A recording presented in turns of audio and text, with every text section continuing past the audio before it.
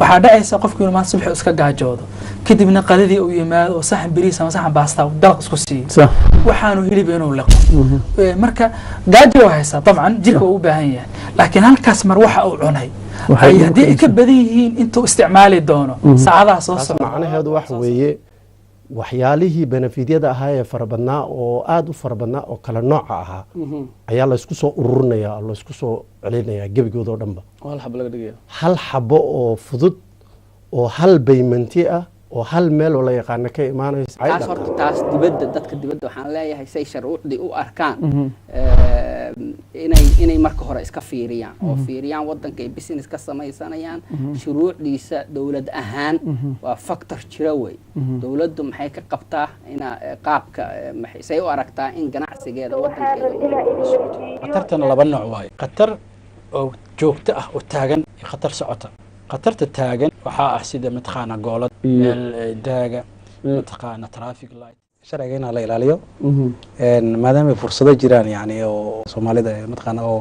macallimiin mataqaana ay baraan yani in sharciga loo ogaado isdhexgal aad iyo aad u qurux badan oo Soomaalinimo ku jirto tababarkii la siin jirayna waxa ugu badnaa wadaniyada iyo qiimaha ninka askariga ay leeyahay iyo waajibaadkiisa iyo xuquuqdiisa iyo disciplinekiisa ayaa aad loo baray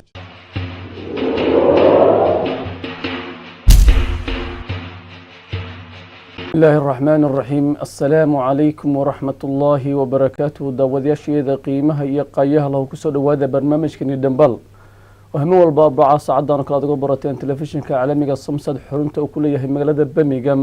إنه سلا فين كوسو قد بيو همين كعو برنامج كوحنا وهل لنا أنا ومر والباب كهذا برنامج كرما أصلنا هاي ضدك الصومالي ذا أسامين أي كل ذا هاي أمواد وفائدين كرتان أرمها السعوداء خدمها همين كحاليها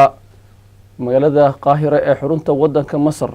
waxa safaaradaha iyo waxaan dhahay United Nations-ka hortooda xalay seexday dad badan oo ajaanib ah oo ka soo jeeda wadankaasi Ethiopia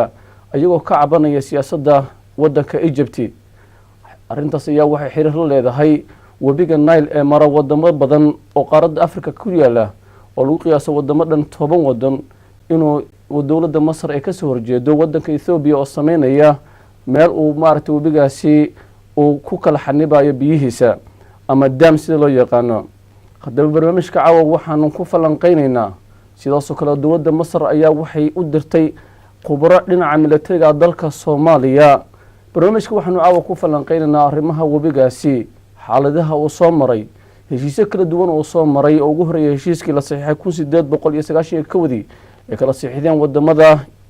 Ingiriiska iyo Talyaaniga oo biyahaasi boqolkiiba 85 siiyay wadanka Masar oo markaas Ingiriiska uu gumaysanayay Ingiriiskana oo kala hadana aad u badan hadaba barnaamijka caawa waxaan ku falanqeynaynaa arrimaha wabigaasi iyo xaaladaha heshiisyada kala duwan oo soo maray maxay ka arintaasi saameyn ku leedahay wadanka Soomaaliya oo tiisa hadda la tacaalaya barnaamijka arrimahaas oo dhan ayaan caawa ku falanqeynaynaa waxa ay la qayb qaadanaya laba aqoon-yahan oo Soomaali ah وحسن تهليل جيسود وأن تاريخيهن صومالي ودقن مقالة بميجام وحنا كقرا مارتي كان هلا أرمها تاريخ ذا جيس كأفريقيا يصيدوا كله خبير لنا عسكري وهل كان يقول برتين برمشيه عجيبة إنه كجسوا وجود بيو وأحمد سويان والله يقانا أحمد داعي لبدينا برنامج كده بلعب وكسر هذا هذا ما سنت عندي خدبا أنكم بلا بس ويش أوه الرئيس وبيجاني حاجة ماشى وكسر بالوضوء يو أنت ودن وصامرة حجيس أيوم مركز دنبه كسو بيشبتا أرنتاس ينوف فلنقيو ولكن حسن تهليل جسد حسن بسم الله الرحمن الرحيم وحويان هرتا وبيجا نايل وأري جريج أهم يعني هي سو ويهاي فالي ضوحوي رجاسي وأري جريجة أصل كيسة مركز وبيجا نايل وحال الشيء إنه لبقى يبود كيمادو dabadeetana uu isku yimaadaan Khartoum labada qaybood waxa weeyaan qayb waxa yiraahdaa Blue Nile waxay ka soo bilaabataa harada Tana oo Ethiopia ku taala qaybta kalena waxa yiraahdaa White Nile oo waxay ka soo bilaabataa dhanka kale iyo harada Victoria marka labadaas Blue Nile-ka oo harada Tana ka soo bilowda iyo White Nile-ka oo ka soo bilowda Victoria waxay isku yimaadaan Khartoum oo ah caasimadda Sudan dabadeetana waxay noqdaan wax loo yaqaano webiga Nile waxay usii jihaystaan Mediterranean Sea badda Mediterranean Sea dabadeetana waxaa la yidhaahdaa in 22% ay webiga Nile uu ka maro waddanka la yidhaahdo Masar marka sidaad ogtihiin ba ma ujeedaa webiga kani Masar waxaa la sheegaa in 50 qarni oo 5,000 sano ah in webiga Nile geesihiisa ay ku noolaayeen dadka Masaarida ah oo ama bulshooyin kale soo maray balkee waddanka Masar waxaa la yidhaahdaa waa waddanka kaliya ee 3 diimood iyo 3 luqadood soo maray marka dadku muddo dheer ayay beeranayeen webiga Nile-ka geesihiisa marka beerashadaasi hadda marka waxaa la yidhaahdaa no Nile no Egypt no Egypt no Nile macnaheedu waxa weeyaan Masar waa Nile Nilena waa Masar marka laba kala maarma labadoodu ma ah waa laba isku xiran marka webiga kan waxaa jira in muddo dheer inta badan oo heshiisyadii waqtigii koloniga ahaa oo mustacmaradahu ay gumaysanayeen waddanka Masar iyo Suudaan in qaybta ugu weyn ay mar kastaba lahaan jireen biyaha Nile waddanka la yidhaahdo Masar haddii aan ka soo qaadano heshiisyadii hore oo lala galay Masar oo lagu siinahayo iyadoo koloni ah iyo iyadoo xoraba in biyaha Nile qaybta weyn ay ku yeelato waxaan usoo qaadan karnaa heshiiskii ugu horeeyey waxaa la galay Talyaaniga iyo Ingiriiska wuxuuna ka bilaabanayay 1891 waxaa jiradoo kale mid ah 1902 1929 marka haddii aan usoo qaato sida u kala muhiimsan haddaan usoo qaato midkii 1929 waxaa la yidhaahdaa in waddanka la yidhaahdo East African waddanka la yidhaahdo oo wadamada tan Ingiriisku haysan jiray oo Suudaan ay ka mid tahay Tanzania ay ka mid tahay Uganda in webiga wadamadaasi ay maaragtay u arkahayeen aad ay muhiim ugu ahayd marka heshiiskaas waxaa la yidhaahdaa Ingiriiska ayaa wuxuu la galay Masar asaguna uu haystay marka in la siiyo qaybta ugu faraha badan in laga siiyo ayuu la galay waxaa kaloo jira heshiiskii ugu dambeeyey wuxuu ahaa 1959 markaasi Suudaan xor ayay ahayd heshiiskaasi wuxuu dhex maray Masar iyo Suudaan waxaa lagu siiyey marka Suudaan 18.9 billion cubic meter waddanka la yidhaahdo Masarna waxaa la siiyey 55.5 billion cubic meter inay annually macnihi sanadkiiba inay hesho biyahaas oo ay Nile ka hesho marka halkaas waxaad ka garan kartaa in qaybta ugu weyn mar kastaba Masar ay lahayd oo marka waxaa jiray wadamo fara badan oo webiga Nile sidii aan wuxuu maraa horta sidiisa webiga Nile wuxuu maraa 10 wadan 10ka wadan waxaa kamid ah Tanzania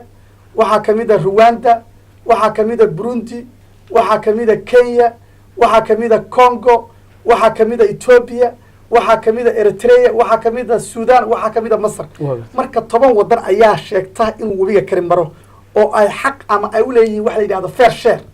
inay ka helaan marka hadda muranka ugu weyn oo hadda jira waxa weeyaan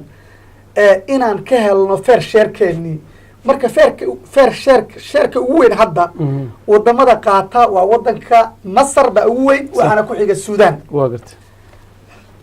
wadamada tan kale marka haddaan soo qaato heshiiskii 1959 ahaa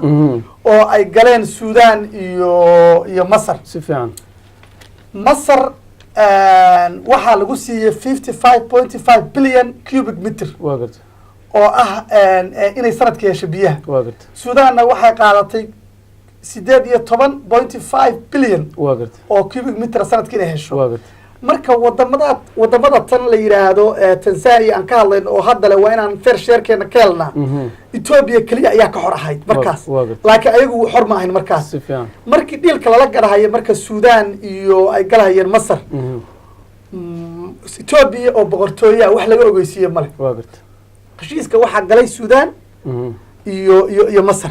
ayagana kala qaybsadeen dabadeeto waxaa xoroobay wadamada Tanzania waddanka la yidhaha Tanganyika 1961 ayuu xorriyadda qaatay inkastoo markii dambe Zanzibar ay isku darsameen oo 1964 ay wada noqdeen Tanzania 61 bay xoroobeen waddanka la yiraahdo Uganda waxay xorriyadda qaadatay 1962 si fiican waddanka la yiraahdo Rwanda iyo Burundi isku hal waddan baa gumaysan jiray Belgium laakiin laba waddan laga dhiga ayaguna waxay qaateen 1962 waa gartay 1962 Kenya waxay qaadatay 1963 marka maadaama aysan markaas ku jirinin ayagu heshiisyadii hore la sameeyay markii ay xoreebeen ayay aad u daneeyeen wixii ka dambeeyay inay sheer ku yeeshaan ilaa iyo wixii markaas ka dambeeyay cabashadoodu way badanaysa oo inay fair share ka helaan webiga Nile marka waxaa jira hadda ka hor wadamadaasi waxa la yiraahdo Nyerere doctrine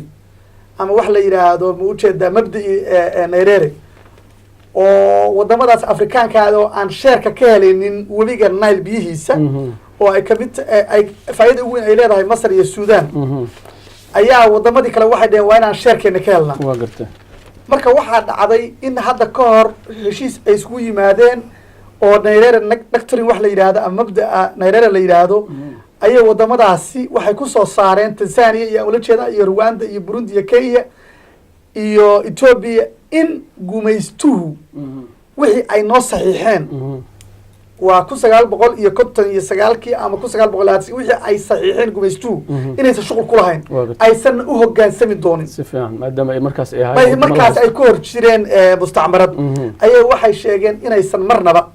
shuqul ku lahayn una hoggaansami doonin qaynuunkaasi laakiin hadda laga bilaabo in ay u taagan yihiin inay xaqooda ama sheerkooda ka helaan webiga Nile waa si fiican baa u gartay waa ku soo noqonaya Xasan Axmed haddaan ku imaado waddankan la yiraahdo Masar sida walaalkan ka sheekay Xasan webigeedan marka isku soo darsamaan whatever 10 waddan bay soo maraan ingiriiska waagu Egypt haysta soo ku danaysanaya heshiis buu la saxiixday markaasi Talyaaniga oo ayagan inta kala haystay maxaa Masar ay iyada uga cadcadahay wadamada kale oo webigan maro maxaa sabab u ah arrinkaas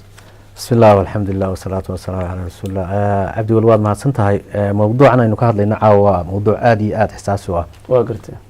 haddii uu sii socdana waxa weeye waa mushkilad saameyn doontaa qaaradda Afrika oo dhan baan isleeyahay ama caalamka badankiisaba oo arrintu ay gaadho gacan military hadday gaadho waxay noqonaysaa arrin aad iyo aad u ballaaran oo ku soo kordhisa culays dhibaatooyinka ka taagan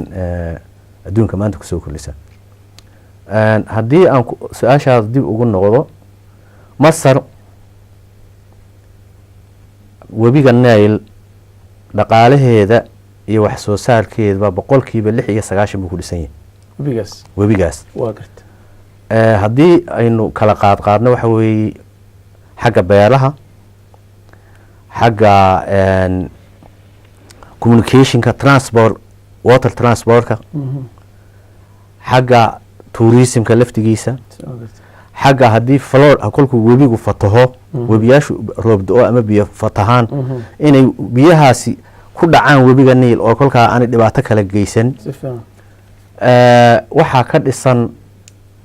dhaamka ugu weyn maanta adduunyada Masar buu ka dhisan yahay waa gartay dhaam sadal caadi la yiraahdo waa gartay biyaha u ahyaana waa biyo aad iyo aad u fara badan biyahaasina waxay ka yimaadaan waa biyihii Nile oo laga qabtay badda laga qabtay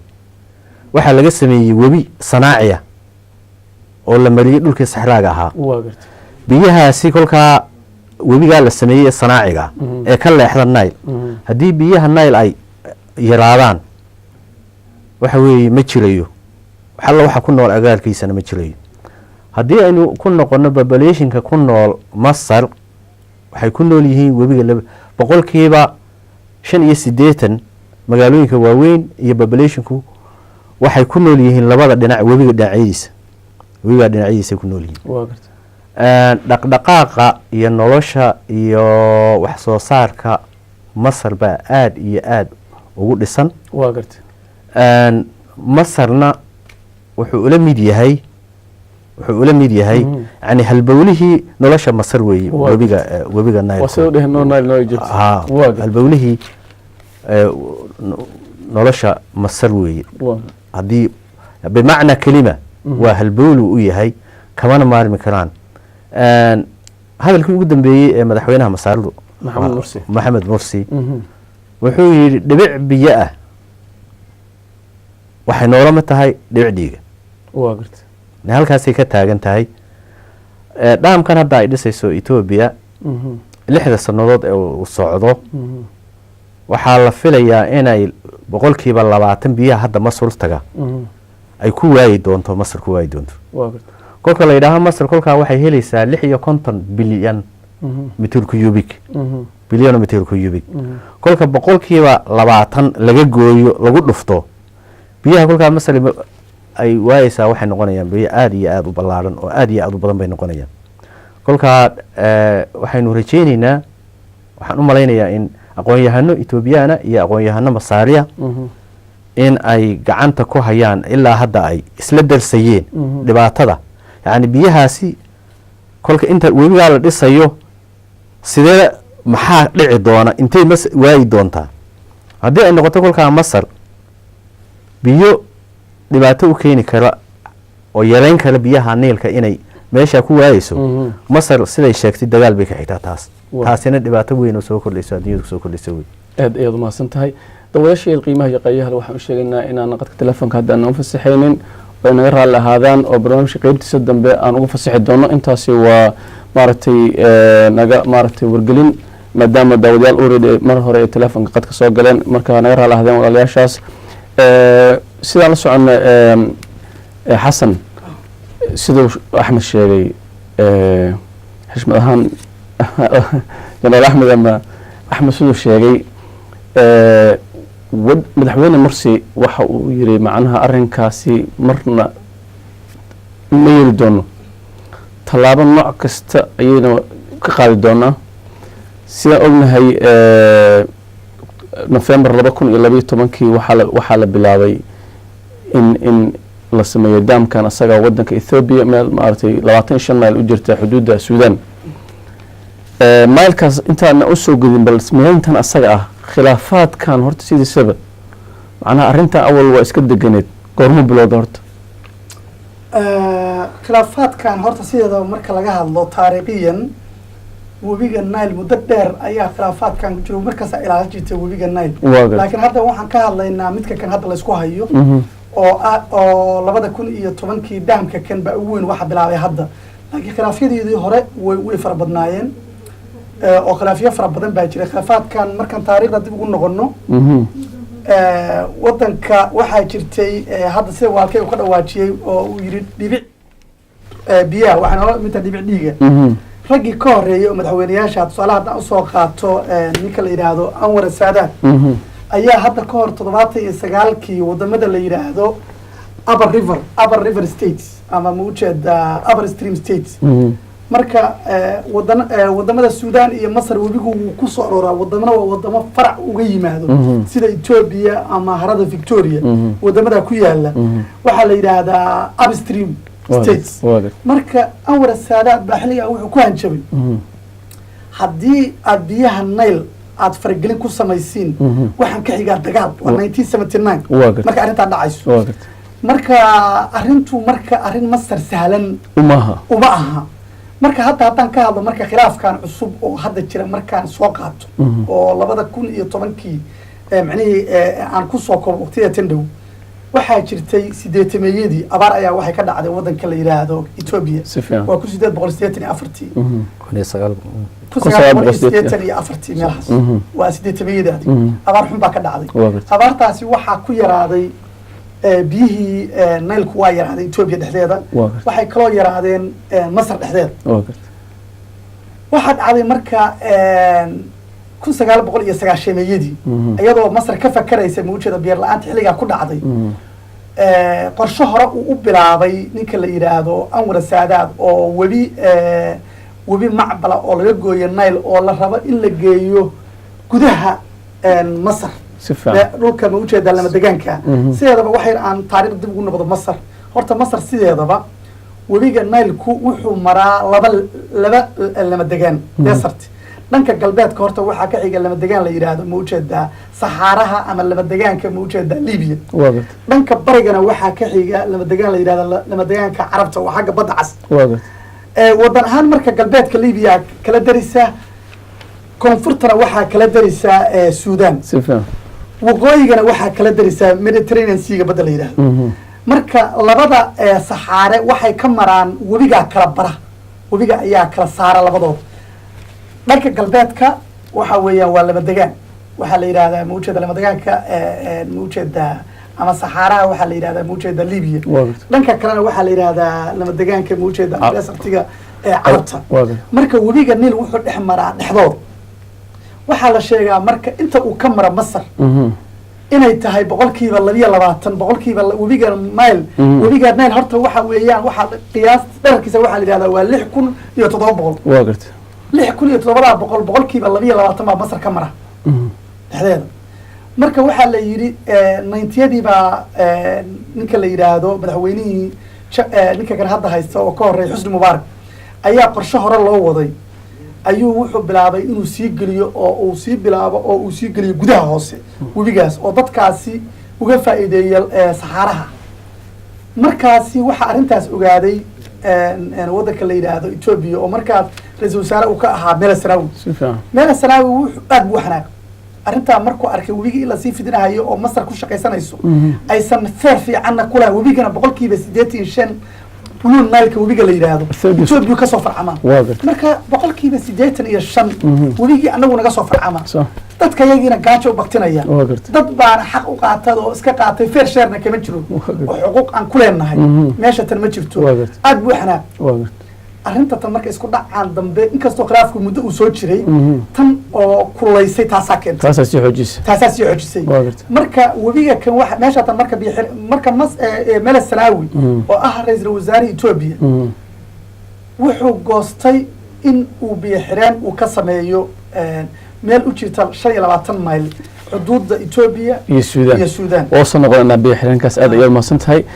داود يال هذا الدم كعودنا شيء إنه وحوي بيحران سؤال كان شيء مركنا يرى على الدية الصومالية أن كهلنا يدو تدام مارت كنت من دمك وبيحران كوي أحمد هذا وصل أظنه أرنتان وبيجان مايل Soomaaliya sauna taariikhdi markii ka ciidamada xooga dalka Soomaaliya kale iyo markii ama taariikhan Soomaaliya markii laga hadlay Masar rugba ku lahayd waxa uu nahay wiig la soo dhaafay inuu dirtay khubaro ciidamada maaragtay militariga ah oo generaal u dirtay Soomaaliya sidaas kale waxa la yiraahdaa Masar waxay qayb weyn ka qaadan jirtay markasta in Eritrea iyo meeshan loo yaqaan Ogaadenya maaragtay dhulkan Soomaalida ah كل بس يكون قرن مارتي جورنال الدنيا وذن بيجي قانون إني ما أركتي مرور بأي تغيير لقرب تاجند سامين التلاج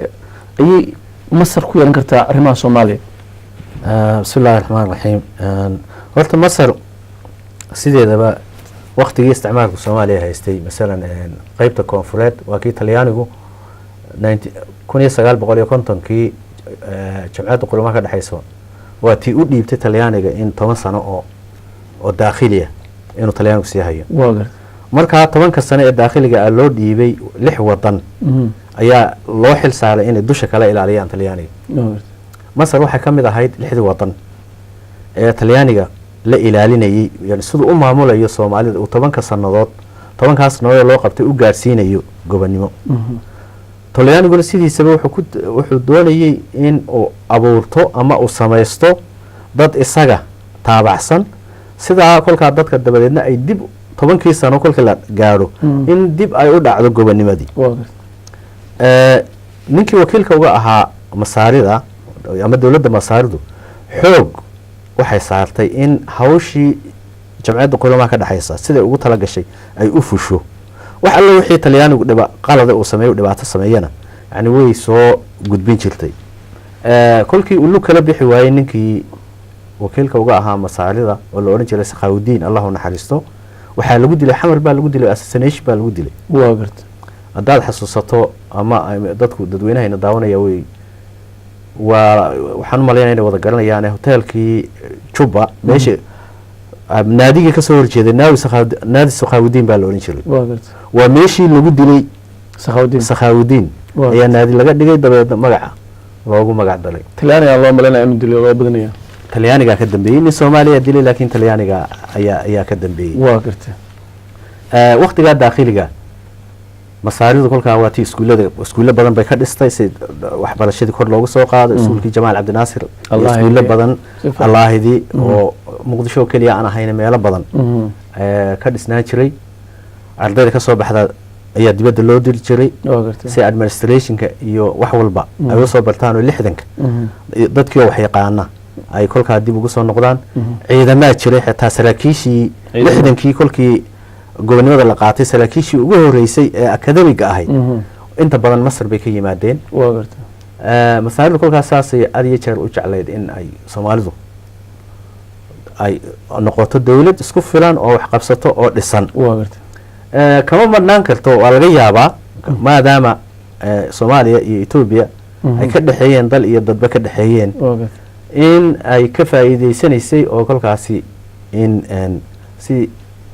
waa laga yaabaa inaan ka taasina ka marnayn laakiin arintu waxay u ekayd in aanu arkaynay Soomaalidu arkaysay yani wadan saaxiiba oo noo hagar la oo na caawinayay oo ilaa intii ka horeysay burburka ka horeysay hataa kolkii dambe dagaalkii 77 galay dagaalkii ka soo baxnay ruushkii aynu xiriirka lahayn kala go'nay cidda noogu soo horeysay ciidankeenii wix la qabatay waxyaabo spare partskii waxaynu alaabtaynu haysanaa technicada aynu haysanay waxay ahayd ruush bay ahayd haday diyaarad tahay iyo haday gantaal tahay iyo haday madaafiic tahay wax waliba kolka spare partskii kolku ka dhamaado ciidanka cidii caawinaysay u keenaysay wax ku taageerisay ciidankii galab taagnay masaari bay ahayd kolka laakiin maanta arinta halka ay taagan tahay dadana wax isweydiinayaan Soomaaliya intaas dagaal ku soo jirtay Masar lama arkinin maanta iyadoo xataa wali aan soo kabanin inay u dirto maartay generaalo oo arinta marka hadda u imaad soo lama dhigi karo marka waxba ku jira arintaas caawimaadkii ma ahayn inay Soomaaliya soo kacdo waxaan isleeyahay Masar horta kolkii ay Soomaaliya burburtay meel kaliya lagu qabtay wadankeeda shir lagu qabtay waa gartay shirkiina waxaan malaynayaa kolkaa in nimankii world lordska ahaa kolkaas ay ku heshiin waayeen waa gartay bal kuwa ka mid intay halkaa ka dhoofeen intay qaayl ka dhoofeen ay toos alsaba u tageen waa gartay waxaan isleeyahay rashiimkii markaa xukumayay masaarida ayaa beerdaleeyay arintaasi yani madaxweynaha hadda jooga iyo dawladdiisa laguma eedeyn karo laakiin Janis aad iyo aad u qiimo leh oo Soomaalina wax u tari lahaa masaarina wax u tari lahaa ayaa markaasi meesha aad moodaa inuu intii Soomaalida burburku u jiray oo meesha ka baxay inkastoo qaxooti badan oo Soomaaliya ku nool yihiin iyo wali kuwa qurbaha ka tagay aad mahadsan tahay Axmed xasan haddaan ku soo noqdo biixirankii laga sameeyay meesha dadka ka sheekeynayay 25 meel u jirtay wadanka Suudaan bixirankan muxuu Ethiopia ku soo kordhinaa isleedahay oo faa'iido u yahay waxaa la soconaa lacag aad u fara badan in ka baxayso oo 4.7 billion dollar ah lacagtaas xagee lafteeda ka keenan waa su'aal meesha taagan Ethiopia xagee lacagtaas ka keenaysaa waa sax weeye aad baan maasan tahay Cabduli warta waxaa jira sidaan horeba u sheegay macnihii dadku sidiisaba waa sii badanaya Ethiopia shacabkii waa sii badanaya biyihii qilqil bisii galayaan marka biyo xireenka kan horta wuxuu u jiraa 25 mayl ayuu wuxuu u jiraa meel waxa gobol la yiraahdo Benishangul Gumus oo 25 mayl ama 40 kilomitir u jira xadka Suudaan ayaa horta laga sameeyay biyo xireenka kan wax faa'iido marka uu leeyahay waxa weeyaan horta wuxuu qabanayaa baa la yiri 67 bilyan oo cubic meter buu qabanaya biyaha uu qabanayo waa biyahaas marka waa biyo aad u fara badan biyaha uu qabanayo marka faa'iido uu keenay waxa laga sameeyaa waxa la yiraahdo koronto laga dhalinaya koronto waa gartay beerihii waa lagu falanhayaa korontooyin baa laga dhalinaya korontooyin maxay tahay waa leyd ha loo isticmaalo warshad ha loo isticmaalo waxay noqonaysaa marka oo masaari ay Ethiopia hadda aaminsan tahay haddii biyo xireenkaas u hirgalo inuu horta ay noqonayaan wadamada Afrika siyaasad ahaan iyo dhaqaale ahaanba wadamada ugu sareeya ay noqonayaan si fiican siyaasad ahaan iyo dhaqaale ahaan wadamada ugu sarreeya inuu noqonaya maadaama korontooyin iyo wax fara badan u dhalinayo marka waxaa jira marka dhaqaalaha xaggee arrintaadi ahayd muujeeda dhaqaalaha xaggee laga keenayo dhaqaalahan waxaa jira wadamo fara badan oo la yidhaahdo ma ujeedaa demiyayaal ama maalgeliyayaal oo uu kamid yahay ma ujeedaa world bankiga ama adiga waxaasoo dhan ama chinaha oo kale wadamo fara badan ama hay-ada caalamiya oo maalgelin ku samaynahaya ayaa jira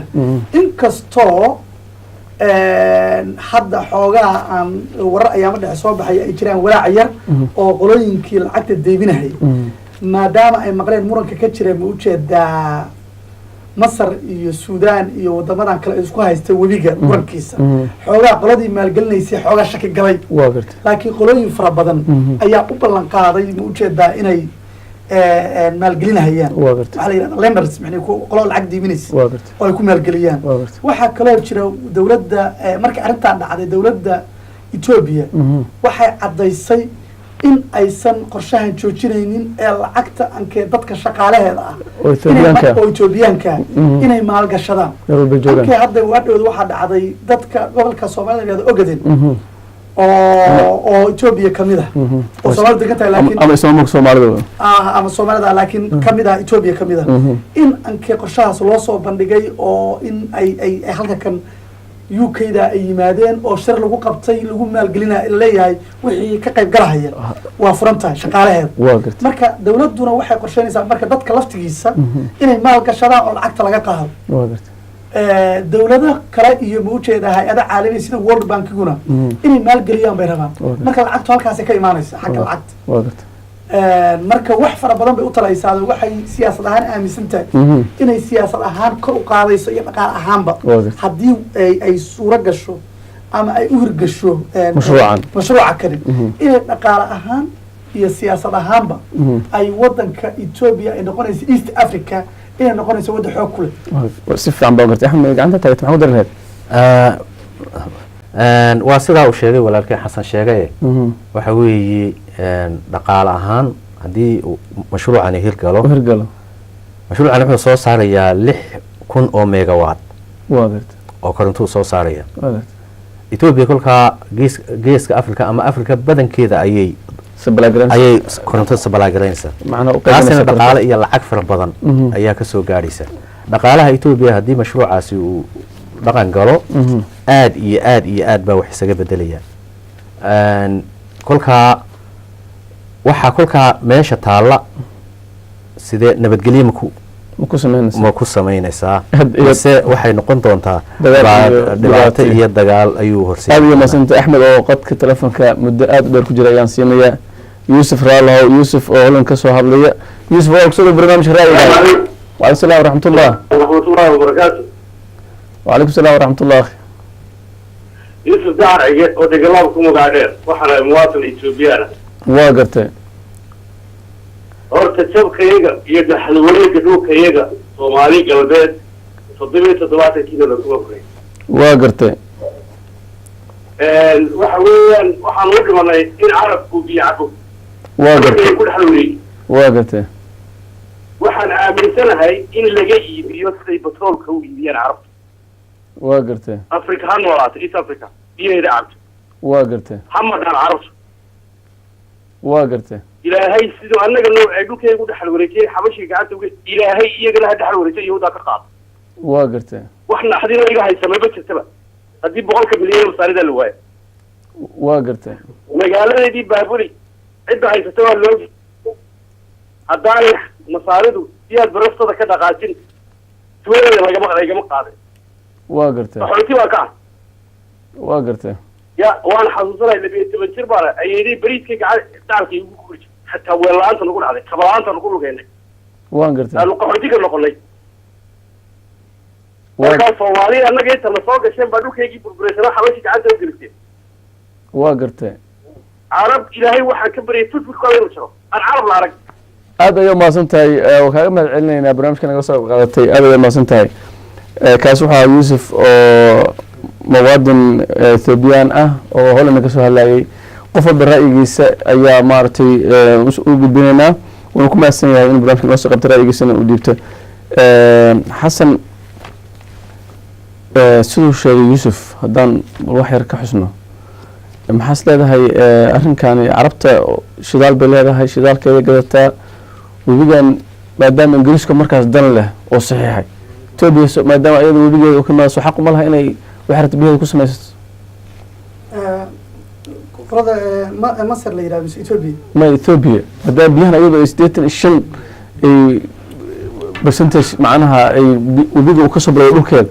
xaq uma laha sida uu sheegay yuusuf inay biyaheeda iyada see rabto umaamusho carab wuxuu shidaalkooda waxooda noo kuma farageline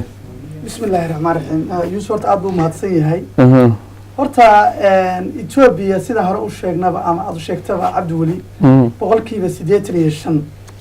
wabiga Nile-ka waxa biyihiisu ay ka yimaadaan waxa weeyaan waa Ethiopia waa harada taan oo Ethiopia ku dhaxtaan waagat marka waxaa jira hadda adduunka horta marka laga hadlayo xagga wabiyaasha ama biyaha marka laga hadlayo adduunka oo hadda marka ma badhigo inta u soo noqon Ethiopia inta u soo noqonin horta waxaa jira dadkii horta caalamka inuu badanayo waagat biyihiina ay soo yaraanayaan waagat waxaa jira caalamka marka wadamo fara badan oo webiyaal isku haysta oo dhowr wadan sida hadda waxaa ka soo qaadana Hindiya iyo Pakistan webi la yiraahdo Indus ayaa dhex mara marka webigaasi wuxuu ka bilowdaa wuxuu ka baxaa dhulka Kashmir la yiraahdo oo burleyda oo Hindiya ay haysata wuxuu ka baxaa wuxuu u gudbaa xagga Pakistan waagat marka biyuhu marka kor ka imaanaya haddii kor laga maamulo oo meesha ay ka imaanayaan biyo ka soo dhacayaan la maamulo la xiro ama biyo xireenno badan lagu sameeyo waxaa imaanaya in qolodii kala hooseeyey biyo fara badan aysan u gudbin oo biyo ka yaraadaan waa garta marka inkastoo marka waxaan kala soo qaadanaya waddanka la yiraahdo Turkiga Turkiga mashruuc la yiraahdo tan oo kusoo noqonay wax yar baan arrin baan marhaya Turki nin la Turki dam jira Turki biyo xireen markii lagu sameeyay waxa dhacday in waddanka la yiraahdo Suuriya iyo Ciraaq ay problem u keentay oo biyo ka yaraadeen marka khilaafaad oo sidaas oo kala ah wax duugan ku sameeyay ayaa adduunka laga yaabaa inuu sareeyo laakiin se Ethiopia horta boosti way negotiationka way ku leedahay oo inay linki kale inay baqtisa lama rabo in ma garanaysaa xaq way u leedahay inay wixii xaq u leedahay ay hesho laakiin wixii oo dhan inay wada xirato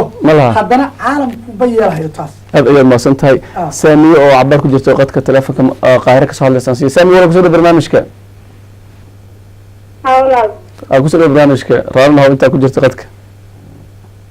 mala aad ayay salaamay adiga martida barnaamijka fadhiisa hayo walaal waa mahadsan tahay موضوعا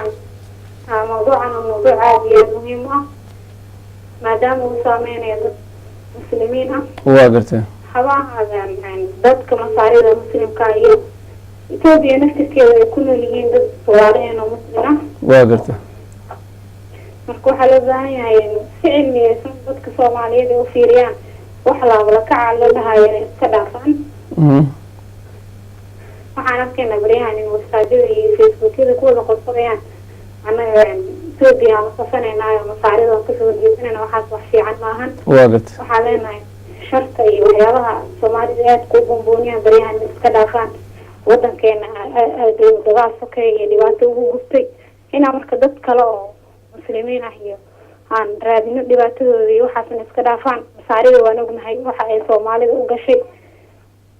haba soo mareen dawladda dib badan masaarida laakiin sida uu sheegay martida barnaamijka ku fadhiisan masaarida aad ay Soomaaliya u saacideen ilaa xilligii gumeystaha ilaa ka bacdi bal aan dareemi karno dadka Soomaaliya dadka aqoonta leh inta badan inay dalka masaarida wax ku barteen in iskuulada Soomaaliya waxa Carabiga wax lagu dhigo dhan masaarida ay ka dambeeyaan aniga hadda Masar aan ku noolahay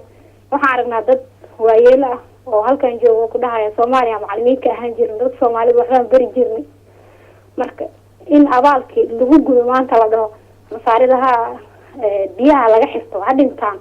waxa sax fiican maahan marka waxaan leeyahay bal arinta ay dejiyo dadka Soomaalida teeda kale ay ma wax xusaysa arintan aad ayada ma aad ayada ma santahay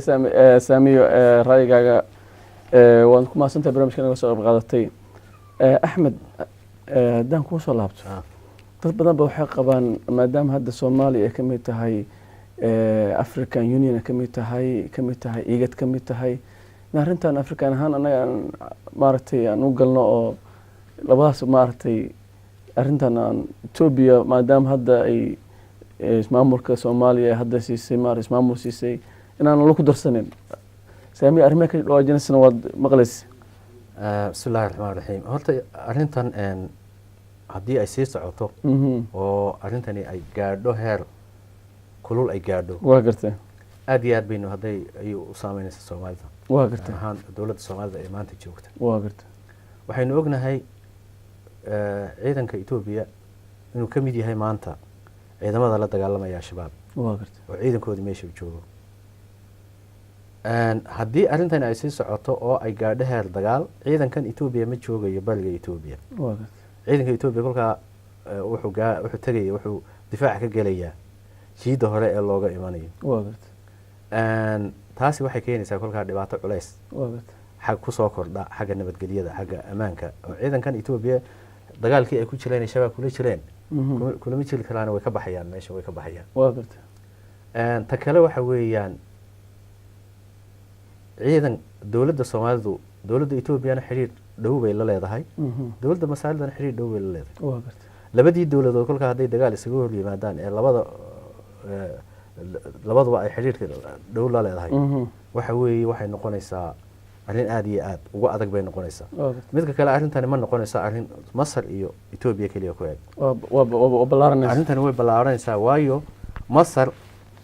waxay ku jirtaa jaamacadda Carabta waa gartay waxaynu ognahay 2 bilood ka hor wasiirka ku-xigeenka gaashaandhigga Sacuudiga ayaa Masar booqday waa gartay waxaa laga hadlay arrintan dhaamkan biyo xidhkan Ethiopia ay dhisayso si fulan oo open ah ayuu wasiir ku-xigeenkii Sacuudiga wuxuu u yidhi arrinta dhaamka la dhisayo Ethiopia ay dhisayso haddii ay noqoto arrin military oo tallaabo military ay noqoto in laga qaado Sacuudigu qayb ka noqonaya marka waa isku xiran arrinta kolkaa maxay noqonaysaa arrinta waxay noqonaysaa wadamada ku jira jaamacadda Carabta oo dhan inay Masar daba joogsadaan anagu kolkaa waxaynu ka mid nahay jaamacadda Carabta aynu ka mid nahay East Africa noo ka mid nahay Africa waxaynu kaloo ka mid nahay ururka IGAD baynu ka mid nahay oo Ethiopia iyo inaga iyo Djibouti iyo wadamada Kenya iyo Tanzania iyo Uganda ay ku jiraan wadamada East Africa badankooduna Suudaan mooyaane waxay raacsan yihiin oo ay la shireen oo heshiis la galeen Ethiopia heshiis la galeen oo waxa way 14 bishii May 2010 waxa Entebbe Uganda lagu shiray saddex wadan baa halka kolka heshiis ku saxeexay waxa way kolka heshiiskii ay saxeexayaan waxa way biyaha in imika dib inta looga wada hadlo shir la isugu yimaado wadamada wabiga Niil oo maro oo dhan heshiis cid walba qanciya laga gaadho aad ma santahay si fiican bal asiga maxamed oo la muddo ku jira telefoonka qadka telefoonka maxaan ku soo barnaamijka wala adoorayga dhibanay assalaamu alaykum warahmatullahi wabarakatuh wa alaykum assalam warahmatullahi adiga martida sharafta leh iyo barnaamijkan qiimaha badan ee aad soo jeedinaysaan waxaan ku darsado aniga ladayda waxay ila tahay wabiga Niil mataqaan Masar ay ku nooshahay 75 wax ku dhuubo wuxuu ka yimaadaa wadankan Ethiopia inta kalena wuxuu ka yimaadaa haraha waa gartay wadamada maartay Uganda iyo Kenya iyo ay ka yimaadaan iyo Congo iyo xagaas marka haddii aan u laabto wabiga Masar Soomaaliya waxay u ahayd cumqi istiraatiiji waxa la yiraahdo oo amniga Masar marka way dayacday waa gartay Soomaaliya iyo dawladaha Afrikaanka oo dhanba oo u ahaa muhiim Masar inay calaaqo fiican la yeelato say u taaminiso wabiga iyo biyaha u imanaya marka Masar hadda waaba ku bariyay Ethiopia way dhisanaysaa maartaqaana dhaamkii meesha laga dhisayana waa Bani Shanqol oo Suudaan xadkeeda ku yaala oo Suudaaniyiin ay degan yihiin xataa hadday Masar weeraraan waxay ku weerari karaan hawada inay ka weeraraan hadday duqeeyaanna biyahaas Suudaan bay qarqinayaanba meesha laga sameynaya xataa waa meel istiraatiiji oo xataa dheer leh Suudaan ba mataqaana biyaha dhaamkaas uu qarqinaya si uu dhantaa ilaa Khartoum waa gartay marka arrin sahlan ma aha xaalad aad bay wala tahay Masarna way ku agtay waxana aad baa looga soo shaqeeyay dad aad khubaro oo ka soo shaqeeyeen marka laakiin waxa muhiim ah ummadda Soomaaliyeed oo burburtay oo aan dagaal gali karin oo Ethiopia ay hadda ay mataqaana xoog ku leedahay in dagaal la geliyo oo la sii kala furfuro wax fiican ma masarna uma ficna soomaalidana uma ficna marka siyaasiyiinta soomaalida maaragtay inay hadda ay mataqaanaa masar ay awlawiyada soomaalida geliyaan oo ay si calani ahoo mataqaanaa waxa u tagaan macnaha xigmad kuma jirto markii la fiiriyo wax hoose waa gaar laakiin masar ethiopia iyo dowladahan dariska wada hadalka iyo sidii mataqaanaa arrintaas wanaag loogu waxaan lahaa waa gaar laakiin arrin military xataa way adag tahay suudaanna kuma raacayso marka waxaan leeyahay mataqaanaa soomaalida ha laga fogeeyo dagaalka iqliima in la geliyo iyadoo aan tabar lahayn in haddana maaragtay laisku dhexdhexda lagu dagaalamo oo la kala jiito oo lasii kala furfuro aad u mahadsantihiin waa idin mahad celinaya adiga marka aad ayaan kaaga mahad celinaya laftaga ra'yiga qiimka ama waan kaaga mahad celinaynaa maxamed xasan haddaan kuusoo laabto walaalkan siduu sheegay inkastoo annaga aan haysanay inuu 85% ee biyaha ka imaadaan Ethiopia 15 ay kaga imaadaan saxaraha kasoo bilowda wadamadan Congo iyo Victoria maxaa is leedahay walaalkan siduu sheegay meesha meel istaraatiiji laga sameeyay Suudaan in harqisaaba laga yaabaa bal hindo oo qadka telefoonka jirtana malsiyo intaan ku soo gudbin xasan raal adoo ah hindo waa ku soo barnaamijka ra'yigayga barnaamijka cabaar baan la socday aad muhiim ah Soomaalina waxay la tahay maanta ama inta ugu dhacdo ugu filan midkan tawarba uma hayno Ethiopia waan haysataa Masarna waxa nooga taal waa gartaa horta waxaan leenahay ilaahay waxa ka badan inuu dagaal daba dhicin وآمين dadka meesha degan Masar iyo Suudaan iyo Soomaaliya maslaxad ugu jirto ma jirto Soomaalina maanta dawlad hadda waxtar kasta ma aha laakiin waxaan leeyahay anaga markii burburku ugu dhacay Afrika u kala baxay dunida horta Carabta aad baan ugu sheegayna hadda in hawaariyeer ma maqlina marka laakiin waxaan baan ugu isleeyahay wax Carabta noo dhaawama ma arag waa gartay wadamada Carabta Soomaaliya joogay dibku ugu badnaa soo gaarta xil bay waa gartay gaariban deganaanshay Masar baan tagay Suuriya tagay Suuriya oo kale ilmaha Soomaaliyeed berberim ilaa heer jaamacad waxbarasho noohay waxna cunsuriyana kuma arag wala Masar wala maxaan ku yiraahdaa meel kale dadka qaar ba waxay yiraahdeen Ethiopia laga kaba soo tarxiil laakiin Ethiopia waxay noo gasho ognahay 2006 2006 dhibaatada Soomaaliya ka dhigtay waa loogaa inkastoo rag Soomaaliyeed daadihinayeen waa gartay haddana gacalo dheer nooma haya marka anagu door kuma liin تحقلك مصر والسودان مصر عفوا إثيوبيا لكن مركي نرى شعب ضد مسلمين هاي إن هذا ضد مسلمين ولا أنا محمد بن أنا وحوش نسوق أنا كلنا أنا في أسماء النجاسي شيء أنا أذكر لأنت النجاسي شيء حتى عن ترتيبنا وصعون يا بس هذا كبير ما عكت لي أنا أسكفرينه هذا ضعيف ومسكين وما عرفت وحبنا على تاريخ لا أذكر على حق معها يعني أنا دول عربية وإحنا ميل وحنا نغتر وينه doorkooda way galaan la naga qabnay ninkii tiisa daryeelada ku kala darayo baa la haystayaan marka anigu waxaan ka dhigi lahaa dadka Soomaaliyeed meel joogaan xagga afsadaan danahooda iyo dalkooda dadkooda loo soo fiiriyaan carruurahooda meel baa ku dayacaan arursadaan ilaahayna subxaanahu wa ta'aala dadka muslimiinta khayr u tamaniyaan daan marka xaasi taameel ma gaarto wal xaasi wallahi yaflah haddaan aan sideed ka dambeeyo masar haqa qaraqado haqa xado ma gaajadish daanaga lagu soo noqonaysa marka ilaahay ka boqor wuxuu ugu dhacayaan ma taqaanaa ka toobad keeno إلهنا مصر يتوبي فرس خير عبوته هذا يوم ما سنتها بارك الله فيك هذا يوم ما سنتين دوك أمد علينا رأيك عجيبك حسن أنت مريني يو ولي وحنرجينا أنا قد قدام بهذه إن شاء الله تعالى أنا وقت وهين تلفونك لا رالنا هذا عندك عود نقول جري برنامجك قد تلفونك ما دام وقت وعرر نقول هاي هذا يوم ما سنتين حسن ده وصلها بنو دام كان يو arrintan hindi ay sheegtay oo maalan anaga taan la yaab tiis daryeelatu kala ku dar bixirankan iyo macnaha hadaan u salaaban maxaad ka oran lahayd gabagabadii macnaha sidii walaalkan soo sheegay maxamed 75 buu yiri asagoo inkastoo 85 haysanay waxa maartay ka yimaada Ethiopia shay tobankan waxa ka yimaada meelaha kale marka maxaad leedahay bismillaahir rahmaanir rahiim horta sidaan hore u soo sheegnaba yani horta xiisada ugu weyn toban wadan baan sheegnay in webigaan maro laakiin xiisada ugu weyn waxay ka dhex jirtaa Ethiopia iyo Masar iyo Suudaan oo soo gal karta maadaama manfaca hadda ugu weyn ee webiga Nile waxa isticmaalna Suudaan iyo Masar marka xiisada ugu weyn waa Ethiopia iyo Masar baa kara iyo Suudaan ba ku darba marka horta sideedaba Masar waxaan isweydiin karnaa مصر تلابين كأيقاظ كريش ورت محيين هدي معني أرنت سيح ومات وحي قبان كرت محيت masar horta 3 option ayaa jira oo isticmaali karayso waa si anigu isleeyahay 3 option baa jira 3 option waa haddii midda kore qaabila diplomatic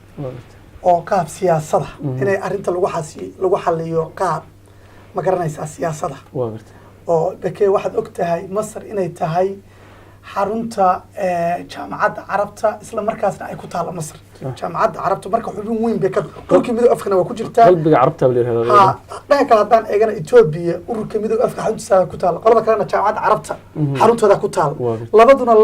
Ethiopia carabta ka mid ah laakiin masar labada way ka mid tahay Ethiopia iyo jaamacadda carabta iyo ururo kale ama islaam ha noqoto ama waxaas oo dhan marka 3 jiho mid waxaan idin muujeedaa waa in arrinta diplomatic ahaan inay horta adeegsato midda labaad waxa weeyaan waxa la yiraahdo proxy war waxa weeyaan dagaal adigu aadan toos u galaynin laakiin qolo aad xulufo la tahay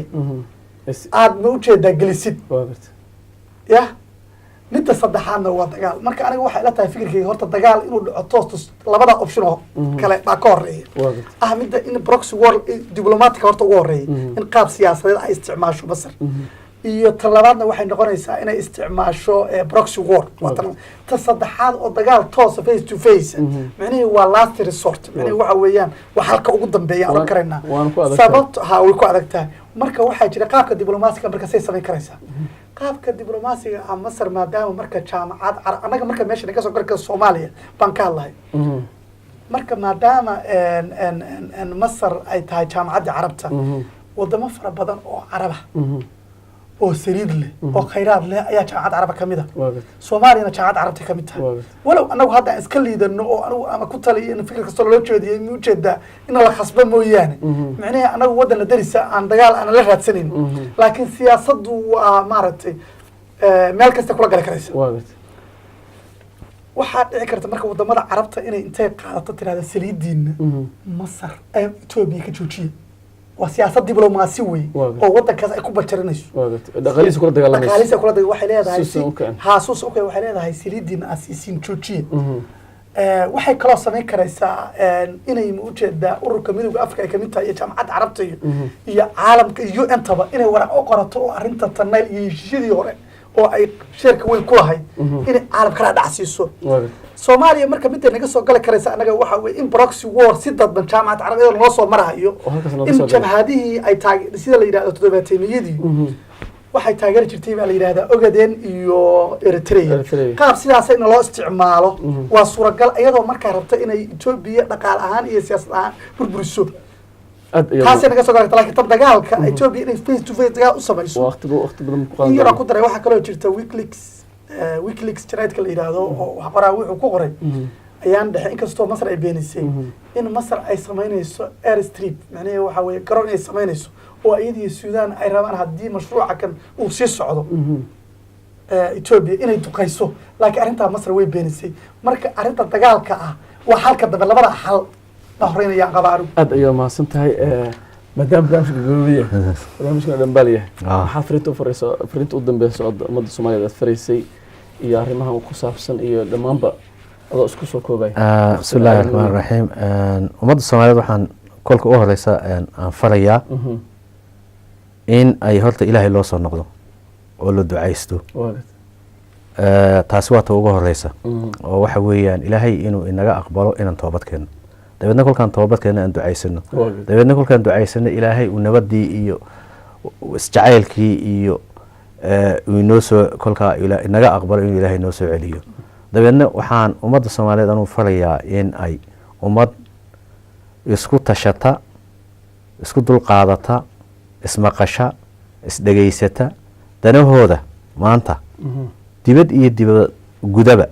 ummadda Soomaaliyeed waa ku dayacanta maanta war baan inuu sax yahay in kala anigu weli ma hubo laakiin website-yada waxaan ku arkayay janankii ciidanka bilayska Soomaalida xukumay oo nin askarta amisomihi kamid u gacan saaray waa nin janana oo wadankiisii joogo calankiisii hoos joogo oo taliyaha ciidamada bilayska askari meel kale oo wadan kale ka yimid inuu gacan saaro oo gacanta ku haweystaba oo gacanba ku haweysto de waxa weeye waa Soomaalidu halkay taalo weeye meesha ay taalo hadduu warkaas run yahay meesha ay taalo weeye haddii uu been yahayna de waaba been laakiin hadduu run yahay halka aynu laakiin maqaamka aan joognay basi cabiraysaa maqaamka ay joognaysaa cabiraysaa taasi waa taa tan kale arrintan maanta Itoobiya iyo Masar ka dhaxaysa arrinta Itoobiya iyo Masar oo kaliya ma noqonayso arrin caalami ay noqonaysaa arrin quwadaha waaweyn Mareykan quwadaha waaweyn ay soo fargeliyaan ayay noqonaysaa arrin mees walba lagaga hadlo oo meel walba taala oo maanta nin kasta oo madaxweynaha ama prime minister yani hortiisa taala oo issue adag ah oo arrintii bariga dhexe ama kaba sii weyna ayay noqonaysaa arrin qaaradda Afrika oo dhan wada gaadhay noqonaysaa arrin biyo mareenka muhiimka ah ee Canal Suez iyo waxa soo dhan ayay noqonaysaa arrin haddii ay dagaal noqoto dawladuhu ay kala taageeraan oo mushkilada caalamka dhaqaalaha caalamka iska liita ku soo kordhay bay noqonaysaa ilaahay waxaan ka rajeynayaa taasina inayeen aan dhicin madaxda Soomaaliya siyaasiyiinta Soomaalidana waxaan ka rajeynayaa in ay sida ugu macquulsan ee arrintaasi ay u maalin karaan ay u maalayaan aad ayay mahadsan tahay daawashayda qiimaha iyo qaayaha leh intana barnaamijka bixin horta waan ka raaligelinaynaa idinku caawad dad badan qadka telefoonka ku jiray oo u soo uroobi wada inay maaragtay ay fariintooda soo gaarsiiyaan waqtigu aad noogu yar waan ka cudur daaranaynaa arrinkaasi barnaamijka waxaa minka caawiga la qayb qaadanayay xasan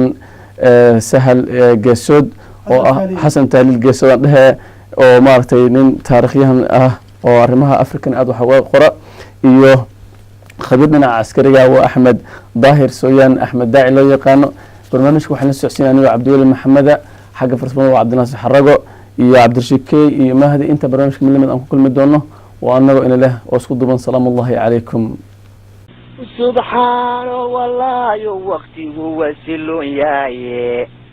adoo adigu naga saara iyo samafal mooyaane saadaasha noo muuqataa waa sidii kale qofkii aadan saacidin dhibaa qorta loo suray dadku waxay salaaxaan timaha kama sarreeyaane haddii